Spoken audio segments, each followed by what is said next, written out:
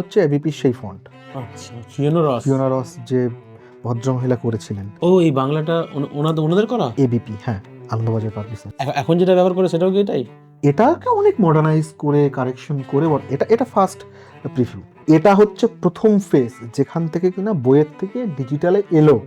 আমরা বর্তমানে যা ইউজ করি মোটামুটি এটা চর্বিত চল। তার মানে ডিজিটালি ইনি প্রথম করলো।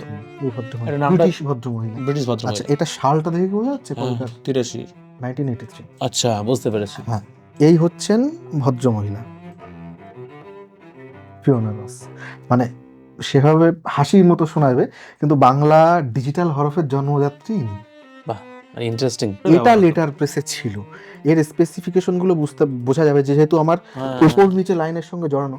আমরা যখন পরীক্ষা দিয়েছি এরকম প্রশ্ন আসতো, রিলেট করলে পরে হ্যাঁ, মনে পড়তে পারে। ঠিক। লোকাল প্রেস থেকে ছাপানো। এদের হচ্ছে হস্যিকারের জন্য, এই যে আমি যদি লিডিংটা ধরি, হস্যিকারের জন্য পুরো আলাদা স্পেস, যাতে অপরেরটার সাথে না জড়ায়। হস্যকারটা পরে গিয়ে বসছে যাতে নিজের লাইনের সঙ্গে ঝামেলা না হয়। ঠিক। ঠিক আছে, মানে এটা ততটা পারফেকশন আসেনি। এই যে সুরূপা, হস্য কোথায় চলে গেছে, দীর্ঘ কোথায় চলে গেছে, এই যে শুনতে চান না। মানে সেই আমি যখন যে স্টিভ জবসের আগের কথা বলছিলাম, যে ফন্ট সাইজ কমছে বাড়ছে, আলাদা ফন্ট হয়ে যাচ্ছে।